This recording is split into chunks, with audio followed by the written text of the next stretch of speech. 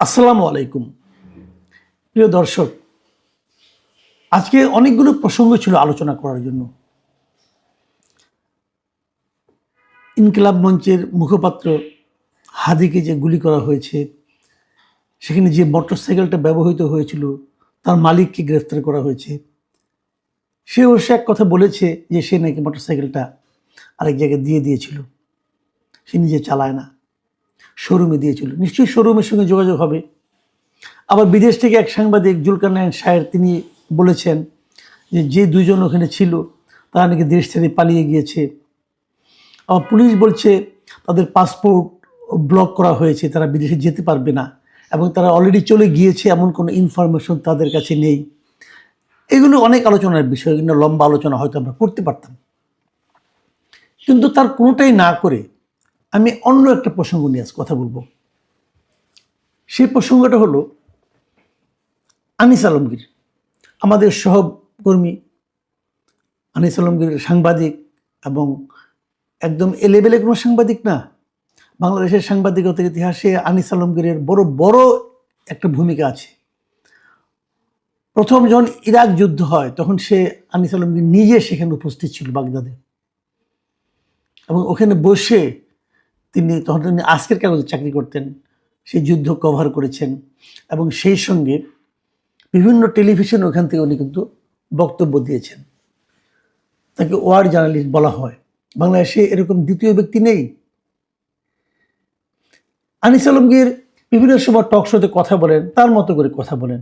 আমার অনুষ্ঠানেও, আমার যে অন্য মঞ্চ নামে যে আমার একটা চ্যানেল আছে যেখানে আমি ইন্টারভিউ বিভিন্ন জনের প্রচার করি, সেখানেও আনিস আলমগীর মোটামুটি প্রতি সপ্তাহে একদিন করে আসেন, আমরা নানা বিষয়ে কথা বলি। সেই আনিস আলমগীরকে আজকে ডিবি তার বাসা থেকে নিয়ে গিয়েছে ডিবি অফিসে। বিষয়টা আমি জানলাম কিভাবে? আনিস আলমগীর নিজেই আমাকে ফোন করেছিলেন। তার বাসায় যখন ডিবি ছিল, আজকে রাতে আনিস আলমগীরের সঙ্গে আমার ইন্টারভিউয়ের কথা ছিল আমাদের ওই অন্য মঞ্চের জন্য। রাতের এরকম একটা প্ল্যান ছিল, আমাদের শিডিউল ছিল। আনিস আলমগীর আমাকে ফোন করে বললেন যে মাসুদ ভাই, আজকে রাতে আপনার সঙ্গে আমার প্রোগ্রাম করা বোধহয় হবে না। খেয়াল করুন, কথাগুলো আপনারা খেয়াল করুন। উনি কিন্তু ওনার বাসায় ডিবি এসেছে, পুলিশ এসেছে, এটা না। উনি বলছেন যে আজকে বোধহয় আপনার সঙ্গে আমার প্রোগ্রাম করাটা বোধহয় হবে না, যে আপনি অন্য একজন গেস্ট ম্যানেজ করেন। তার বাসায় ডিবি এসেছে, তার বাসায় ধানমন্ডি থানা থেকে পুলিশ গিয়েছে, ওনাকে ধরে নিয়ে যাচ্ছে। উনি কিন্তু আমার কাছে হেল্প চাচ্ছেন না। উনি বলছেন যে আমার সঙ্গে ওনার যে আলোচনাটা আজকে হওয়ার কথা ছিল, সেটা যদি আমাকে না জানিয়ে উনি চলে যায়, ওনাকে নিয়ে যায়, তাহলে আমার যে প্রবলেম হতে পারে আমার প্রোগ্রামের ব্যাপারে, উনি ওই ব্যাপারে আমাকে জানাতে ফোন করেছেন। This is called professionalism. এটা হলো পেশাদারিত্ব। তো আমি বললাম যে ডিবি অফিসে কেন? ওকে আমাকে বললো যে আমার সঙ্গে নেই কিছু জিজ্ঞাসাবাদ করবে, এই জন্য এসেছে। কেবল ডিবির লোকটার সঙ্গে ধানমন্ডি থানা থেকে পুলিশ এসেছে। তো আমি আর কি বলবো, আমি জানলাম।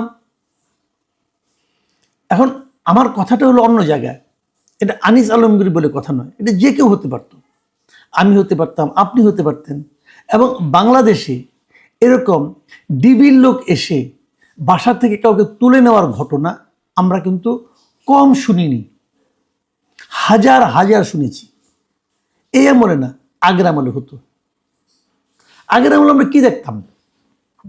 আপনি চিন্তা করার চেষ্টা করেন, ভাবেন, খুব বেশি দিন কিন্তু আগের না, আপনি ভুলে যাবেন না নিশ্চয়ই। আগে কি হতো?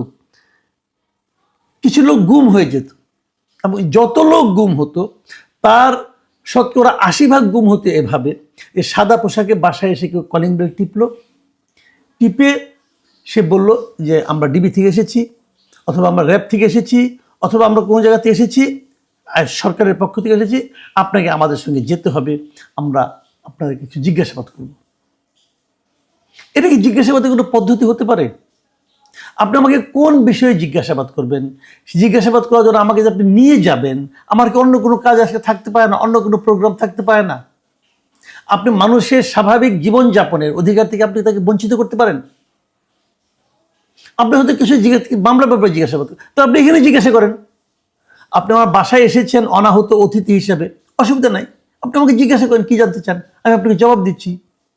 অথবা যদি আপনার জন্য ওখানে যেতে হয়, ওই লোক যদি আমাকে জিজ্ঞাসা যায় বা যিনি করবেন তিনি যদি এই পর্যন্ত আসতে কষ্ট হয় ওনার, উনি আমাকে ফোন করলেই পারেন, আপনার কাছে এই বিষয়টা আমি একটু জানতে চাই। আমাকে ওখানে নিয়ে যেতে হবে কেন?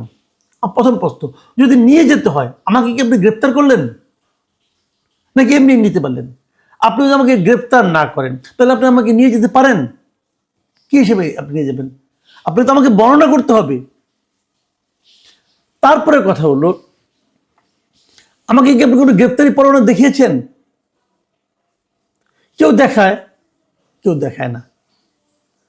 এটা যদি আমি পৃথিবীর যে কোনো সভ্য দেশকে বলি, তারা কি বলবে আইনকে এইভাবে চলা উচিত, চলতে দেওয়া উচিত? এগুলি শেখ হাসিনার আমলে চলত। শেখ হাসিনা এগুলো করতেন, ওনার সুবিধার জন্য করতেন, ওনার স্বৈরাচারী শাসনকে টিকিয়ে রাখার জন্য করতেন। কাউকে নিয়ে গেল, পরে জিজ্ঞাসাবাদ করলাম ডিবি নিয়ে গেছে, বলছি না আমরা কাউকে তো আনিনি, কেউ আর কাউকে আনিনি, ওই লোকটা হাওয়া হয়ে গেল। এটাকে আমরা গুম বলতাম, তাকে আর ফিরে পাওয়া যেত না। অনেক লোক এভাবে কিন্তু আমাদের দেশ থেকে হারিয়ে গেছে। এখন হয়তো হারিয়ে যাচ্ছে না, কিন্তু আপনি তো নিয়ে যাচ্ছেন। আপনি কোন আইনে নিচ্ছেন ভাই, আমাকে বোঝান। আপনাকে প্রথমত কি করতে হবে, আপনি যদি বাসার থেকে কাউকে ডাকতে চান তাহলে তাকে আপনার গ্রেফতারি পরোয়ানা দেখাতে হবে। আজকে ঘটনাটা কিন্তু ঘটেছে সন্ধ্যার পরে। আমার কাছে সেই ফোনে কলের আছে, টাইম লেখা আছে, সেটা তো সন্ধ্যার পরে। পারেন আপনি? আমি আইন প্রক্রিয়া সংস্থাকে বলছি, আমি আইজিপিকে, পুলিশকে বলছি, আমি স্বরাষ্ট্র মন্ত্রণালয়ের বিষয় উপদেষ্টা জাহাঙ্গীর আলম চৌধুরীকে বলছি, উনি লেফটেন্যান্ট জেনারেল, আর্মির একটা সর্বোচ্চ পদে ছিলেন উনি, ওনাকে জিজ্ঞেস করছি আপনি পারেন? এই জাহাঙ্গীর আলম চৌধুরী কিছুদিন আগে কিন্তু বলেছিলেন যে আপনাকে কাছে যদি কোনো পোশাক ছাড়া যায়, আপনার ওখানে যদি কেউ এরকম গ্রেপ্তারি পরোয়ানা না নেয়, আপনি ঢুকতে দেবেন না, উনি বলেছিলেন। ওনার এই কথা, ওনার এই নির্দেশনা কি মানছে আইন প্রক্রিয়া সংস্থাগুলো? এটা কেন হচ্ছে? রাজনৈতিক চাপে হচ্ছে? কারো ইচ্ছা সেটাকে বাস্তবায়ন করার জন্য হচ্ছে? দেখুন, এর মধ্যে আমরা কিন্তু সোশ্যাল মিডিয়ায় কিছু জিনিস দেখলাম। এই কথাগুলি বললাম কেন সেটাও একটু ব্যাখ্যা করি। শরীফ ওসমান হাদি যেদিন গুলিবিদ্ধ হলেন, সেই দিন বিভিন্ন সোশ্যাল মিডিয়ায় বিভিন্ন ব্যক্তি নানা রকম পোস্ট দিয়েছে, এবং সেই পোস্টগুলো দিয়ে তারা ইঙ্গিত দিয়ে বলার চেষ্টা করেছে যে এটা মানে সব মিলিয়ে যেটা দাঁড়ায় সেটা আমি ব্যাখ্যা করছি, যে এটা আওয়ামী লীগের লোকজন মারছে, তারাই করেছে কাজটা। করার পর তারপর এই আওয়ামী লীগকে দেশে প্রাসঙ্গিক করে তুলতেছে কিছু তথাকথিত বুদ্ধিজীবী, কিছু তথাকথিত সাংবাদিক, কিছু সুশীল, বলে তো আমাদের কয়েকটা নাম বলছে। সেই নামগুলির মধ্যে আনিস আলমগীর আছে প্রত্যেকটাতেই, দু একটাতে আমার নামও আছে, দু একটাতে আব্দুল নূর তুষারের নাম আছে, কোথাও কোথাও মঞ্জুর আলম পান্নার নাম আছে। আমাদের অপরাধ থেকে আমরা নাকি আওয়ামী লীগকে প্রাসঙ্গিক করে তুলছি। তো কিভাবে প্রাসঙ্গিক করছি আমি জানি না, তারা কিভাবে, কোনো ব্যাখ্যা দিচ্ছে না, কিন্তু কোনো প্রমাণ নাই, কোনো লজিক নাই, দিচ্ছে। আচ্ছা, আবার কেউ কেউ দিচ্ছে এটার সঙ্গে নাকি মির্জা আব্বাস জড়িত, মির্জা আব্বাসের ভাই জড়িত, বিএনপি জড়িত, এটাও বলছে। এইরকম লোকজনই বলছে, এই ইনফ্লুয়েন্সাররাই বলছে, এরকম সোশ্যাল মিডিয়া যারা আর কি ঝড় তুলে থাকেন তারা বলছেন। তাহলে এখন কি তাদেরকে গ্রেপ্তার করা হবে? বললেই হলো, বলে দিলাম এই অমুক অমুক অমুক আছে, ওখানে 4 জনের নাম আছে, 5 জনের নাম বলে সমস্যাটা কি? কেউ কেউ ছবি দিয়ে দিচ্ছে, সেখানে আবার আমার ছবি নাই একটাতে, সেখানে নিচে একজন কমেন্ট করতেছে মাসুদ কামালের ছবি এখানে দেওয়া উচিত ছিল। মানে কত সহজ, মানুষের গায়ে ট্যাগ লাগিয়ে দেওয়াটা কত সহজ। এই ট্যাগ দেখে দেখে কি আমাদের পুলিশ বাহিনী চলে? পুলিশ বাহিনী কি সোশ্যাল মিডিয়ার এই সমস্ত ট্যাগিং দেখে তারপরে তারা কাজ করে? তাদের গোয়েন্দা তৎপরতা কি এরকম এই মানের, এই পর্যায়ে আমরা নেমে এসেছি?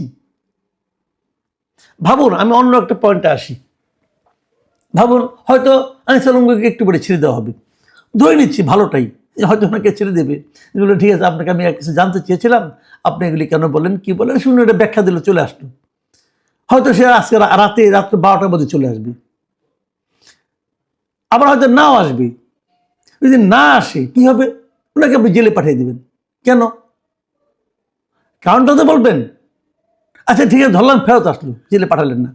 এই যে মাঝের সময়টুকু, সন্ধ্যা থেকে রাত্র 10টা 11টা পর্যন্ত, এই আনিস আলমগীরের যে ফ্যামিলি, ওনার ওয়াইফ, ওনার নিজের আত্মীয় স্বজন, ওনার ভাই, ওনার বোন, ওনার সন্তান, তাদের উপর দিয়ে কী যাবে ভাবুন তো একবার। এই যে তাদেরকে একটা টেনশনে রাখা, এই অধিকার কি এই রাষ্ট্র আপনাকে দিয়েছে? এই রাষ্ট্রের আইন আপনাকে দিয়েছে? মানে আপনি একটা সংস্থার লোক, তার মানে আপনি যা ইচ্ছা করতে পারেন? আপনি মানুষকে এভাবে টেনশন রাখতে পারেন? একবার ভাবুন, আমরা কি মনে করি, আমরা কেমন রাষ্ট্র চাই, আমরা কোথায় ছিলাম আগে? আমি হাসিনার আমলে কি মানে বিভৎস একটা অনিশ্চয়তার মধ্যে ছিলাম, আমরা কি সেটাকেই ধারণ করে চলবো? এটা কেন? কতদিন এটা চলবে? আমরা এটাকে কতদিন বহন করব? আমরা তো ডক্টর ইউনূসকে দায়িত্ব দিয়েছিলাম যে উনি একটা জবাবদিহিমূলক প্রশাসন তৈরি করবেন। এই প্রশ্নগুলির জবাব কে দিবে আমাদেরকে? হয়তো কালকে বলবে, ঠিক আছে আপনি তো অনেক প্রশ্ন করেছেন, চলেন আপনাকেও নিয়ে যাই, প্রশ্নের উত্তর দিই। নিয়ে তারা তাদের মতো করে উত্তর দিল। পারে, তাদের হাতে ক্ষমতা আছে, তাদের হাতে লাঠি আছে, তাদের হাতে ইচ্ছা করলে নিয়ে যেতে পারে, আমাকেও নিয়ে যেতে পারে। আমাকে এতে কিছু যায় আসে না। কিন্তু আমি একা মাসুদ কেবল আমার কি হলো না হলো, এক আনিস আলম করে কি হলো না হলো, কিছু যায় আসে না। কিন্তু এগুলো উদাহরণ তৈরি করে, এগুলো সরকারের ইমেজকে নিয়ন্ত্রণ করে, সরকারের ইমেজকে প্রকাশ করে, মানুষকে বোঝায় যে আমরা এতটা ভীতিকর, আমাদের ব্যাপারে কোনো সমালোচনা তোমরা করবা না। আচ্ছা, আনিস আলমগীর বিপক্ষে যেগুলো বলা হচ্ছে, সে আওয়ামী লীগকে প্রাসঙ্গিক করে তুলছে, আমি এই জিনিসটাই একেবারেই বুঝি না। আওয়ামী লীগ অপ্রাসঙ্গিক হয় কিভাবে? ওই যে কি একটা এক ছেলে আছে, একটা নাবালক ছেলে আছে, একটা দেখলে মদিন দেখলাম বলতেছে, এনসিবির ছেলে, তারা বলতেছে যে আমরা নাকি আওয়ামী লীগকে প্রাসঙ্গিক করে তুলছি। অপ্রাসঙ্গিক আপনি কিভাবে করবেন? যাকে আপনি নিষিদ্ধ করবেন সেটাও তো প্রাসঙ্গিক, নিষিদ্ধ হওয়ার জন্য প্রাসঙ্গিক। কয়েকটা শব্দ শিখছেন, ওই শব্দগুলো যেখানে সেখানে প্রয়োগ করে ভাবেন যে বিশাল বুদ্ধিজীবী হয়ে গেছেন। ভাই, এত সহজ না, আর একটু লেখাপড়া করেন। আমি বারবার একটা কথা বলি যে এক বইয়ের পাঠক সম্পর্কে সাবধান। ওরা ওই একটা দুটো বই পড়ে বিশাল জ্ঞানী হয়ে গেছে, জেনজি হয়ে গেছে, যার তার সম্পর্কে যা তা বলতেছে। আসেন না, আমি তো ওপেন চ্যালেঞ্জ দিই, আপনি বাহাসে আসেন, বসেন, গণতন্ত্র কাকে বলে শিখে আসেন ভাই। যারা আপনাদের উস্তাদ আছে, উস্তাদদের নিয়ে আসেন, বসি কথা বলি। হুট করে একজনের উপর ট্যাগ লাগাবেন না। আরেকজন বলতেছে যে এরা তো বিভিন্ন টক শোতে যায়, টিভিতে যায়, ওই টিভিতে যে আপনারা এদেরকে অ্যাটাক করেন। মানে কত বড় দুর্বৃত্ত! আর এগুলো আমাদের আইন শৃঙ্খলা বাহিনী সেগুলো দেখে দেখে তারা অ্যাকশনে আসে, দেখে দেখে বিভিন্ন কাজ করে। আমি খুবই মানে অসন্তুষ্ট হয়েছি এবং আমি খুব বিরক্ত হয়েছি যে আমাদের দেশ এভাবে যদি চলতে থাকে, তাহলে এই যে আমাদের এতদিনের যে শ্রম, একটা স্বৈরাচারীকে আমরা দেশ থেকে হটিয়েছি, তার বিনিময়ে আমরা কি পেলাম? আমরা এটা পেতে চেয়েছিলাম? প্রিয় দর্শক, আমি প্রত্যাশা করব যে আমার এটা অনিয়ার হওয়ার আগেই যেন আনিস আলমকে ফেরত আসে। আমরা এটাই চাই। আমি আনিস আলমগীরের পরিবারের যারা সদস্য আছেন, তাদের যে টেনশন, তাদের যে উদ্বেগ, সেই উদ্বেগের জন্য আমি নিজের সহানুভূতি প্রকাশ করছি এবং আমি আশা করি আপনারাও করবেন। প্রিয় দর্শক, এখন এ পর্যন্তই। আল্লাহ হাফিজ।